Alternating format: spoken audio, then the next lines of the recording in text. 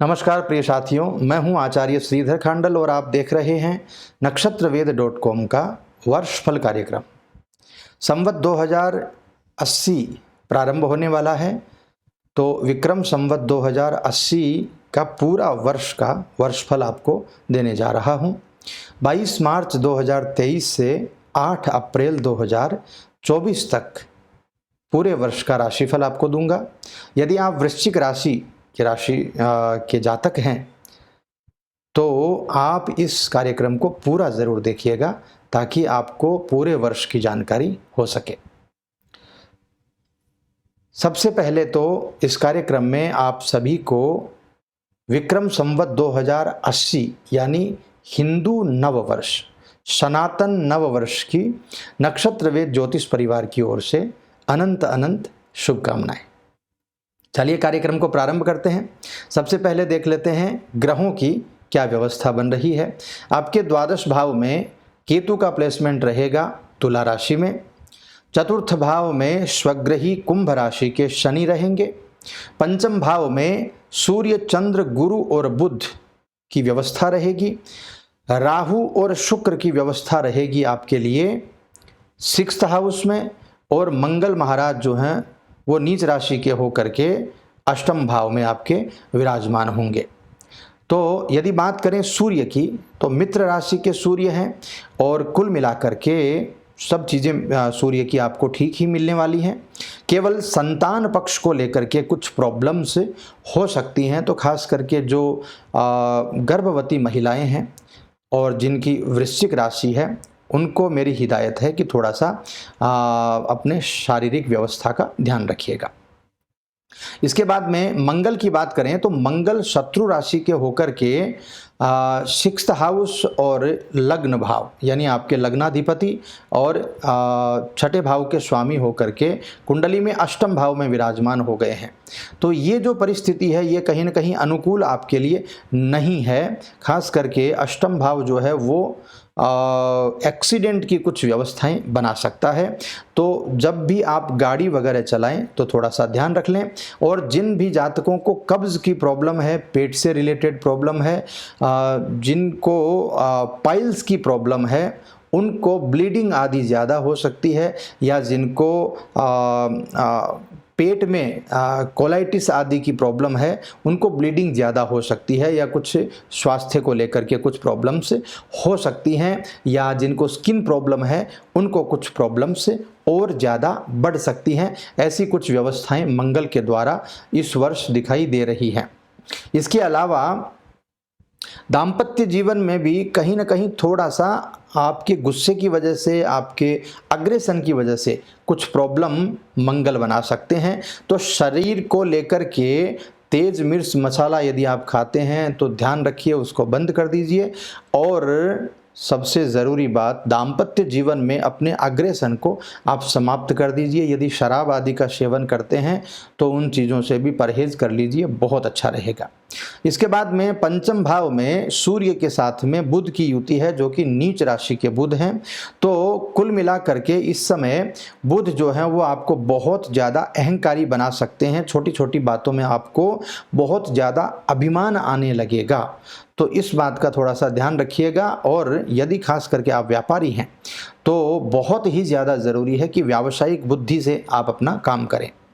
इसके बाद गुरु की बात करें, स्वग्रही गुरु हैं और मीन राशि में गुरु का प्लेसमेंट है, बहुत अच्छी व्यवस्था है गुरु की। तो मुझे नहीं लगता कि किसी भी प्रकार से गुरु से रिलेटेड कोई ज़्यादा प्रॉब्लम होगी। हाँ, एक बात मैं कह सकता हूँ, क्योंकि गुरु जो है वो सेकंड हाउस के स्वामी हैं और फिफ्थ हाउस के स्वामी होकर के कुंडली में फिफ्थ हाउस में सूर्य, बुध और गुरु और चंद्रमा की युति है। तो पंचम भाव जो है वो शेयर बाजार, सट्टा बाजार या अदालती मामलों के लिए देखा जाता है। तो ऐसे में गुरु महाराज जो हैं वो अदालती यदि कोई व्यवस्था बनी हुई है आपकी, यानी कोर्ट कचहरी से रिलेटेड पुलिस या मुकदमा इस तरह की कोई चीज़ें चल रही हैं जीवन में, तो उनमें थोड़ा सा कष्ट आ सकता है, कुछ परेशानियां आपके बन सकती हैं। तो इन चीज़ों का थोड़ा सा ध्यान रख लीजिएगा। और शुक्र की बात करूं, सम राशि के शुक्र हैं। शुक्र की व्यवस्था कुल मिलाकर के ठीक है, बस राहु के साथ हैं तो थोड़ा सा दाम्पत्य जीवन में उठापटक कर सकते हैं, थोड़ा अहंकार पैदा हो सकता है, किंतु ये प्रॉब्लम शुक्र की नहीं है, ये प्रॉब्लम राहु की है। तो कुल मिलाकर के शुक्र की व्यवस्थाएं अच्छी ही रहनी चाहिए मेरे हिसाब से। जिन जातकों को संतान से संबंधित कोई कष्ट था, या जिनकी संतान पढ़ाई लिखाई में आगे नहीं जा पा रही थी, या संतान को लेकर के किसी भी प्रकार का कोई शारीरिक कष्ट था, तो वो चीज़ें थोड़ी थोड़ी धीरे धीरे इस समय ठीक हो सकती हैं। बस एक बात का ख्याल करिएगा, इस समय अनुचित खर्च हो सकता है, बेवजह का खर्च हो सकता है, तो उसके ऊपर थोड़ा सा कंट्रोल जरूर रख लीजिएगा। शनि महाराज चतुर्थ भाव में कुंभ राशि में विराजमान हैं, स्वगृही अवस्था में, तीसरे भाव के और चौथे भाव के स्वामी हैं और चतुर्थ भाव में विराजमान हैं। तो शनि महाराज जो हैं वो इस समय आपकी खूब तरक्की करवाने वाले हैं, ज़बरदस्त तरक्की होगी। चाहे आप व्यापार करते हों, चाहे आप नौकरी करते हों, चाहे आप देश में रहते हों, चाहे आप विदेश में रहते हों, ज़बरदस्त रूप से आपके कर्म भाव को जागृत कर देंगे। आपके संपत्ति से संबंधित कोई मामला अटका हुआ है तो उसको वापस लेकर के आ जाएंगे।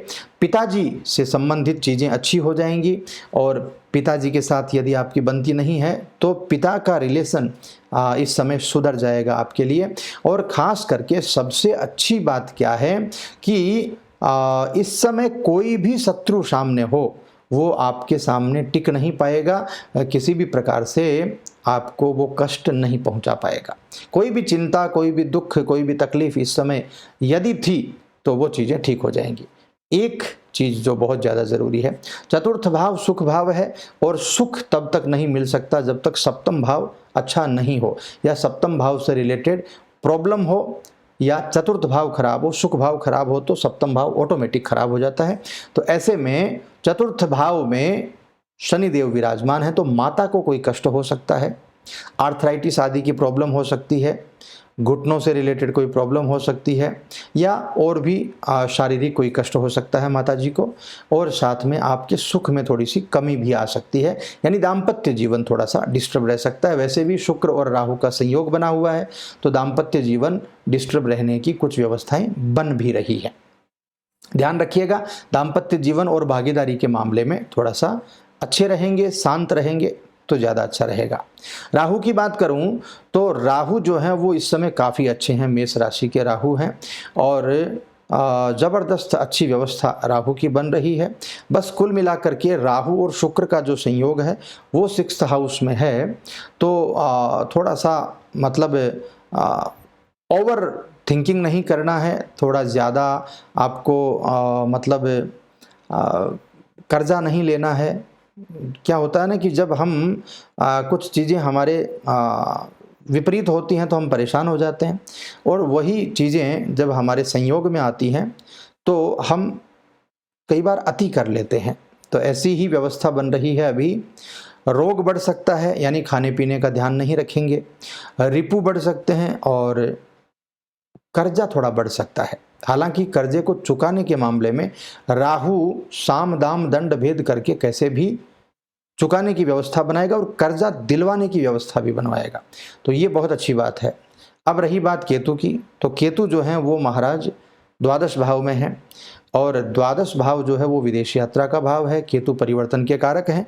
तो जिन जातकों को विदेश जाना है, चाहे वो पढ़ाई के सिलसिले में जाना हो, नौकरी के सिलसिले में जाना हो, या आपको व्यापार के लिए जाना हो, हर परिस्थिति में आपके सहयोगी बनेंगे और खर्चा थोड़ा सा ज़्यादा करवाएंगे, रोग को बढ़ा सकते हैं, हॉस्पिटल्स में खर्चा हो सकता है। तो इन सब चीज़ों का थोड़ा सा ध्यान रख लीजिएगा, बहुत ज़्यादा ज़रूरी है।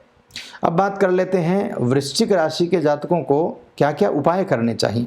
देखिए, मेरे हिसाब से सबसे पहले तो सूर्य के लिए जल चढ़ाने की व्यवस्था होनी चाहिए, क्योंकि बहुत सारे ऐसे लोग हैं जो खास करके विद्यार्थियों के लिए भी, जो शेयर बाज़ार कर रहे हैं, या अदालती मामलों के मामले में, या सरकारी नौकरी के मामले में, जिन लोगों को भी काम है आगे, वो सभी सूर्य को जल जरूर चढ़ा लें। इसके अलावा गुरुदेव बृहस्पति के जो परिणाम हैं अदालती मामलों में, यानी अदालत में जिनका मामला अटका हुआ है, किसी भी प्रकार से कोई भी प्रॉब्लम बन रही है, तो ऐसी व्यवस्था में गुरुवार के दिन पीली वस्तुओं का दान कर दीजिए, खास करके चने की दाल का दान करिए।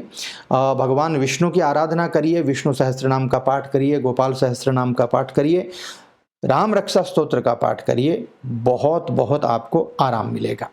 इसके बाद में शनि देव जो हैं वो चतुर्थ भाव में, हालांकि स्वगृही अवस्था में है, आपके कर्म भाव को जबरदस्त रूप से बढ़ा रहे हैं, फिर भी सुख में कमी करेंगे।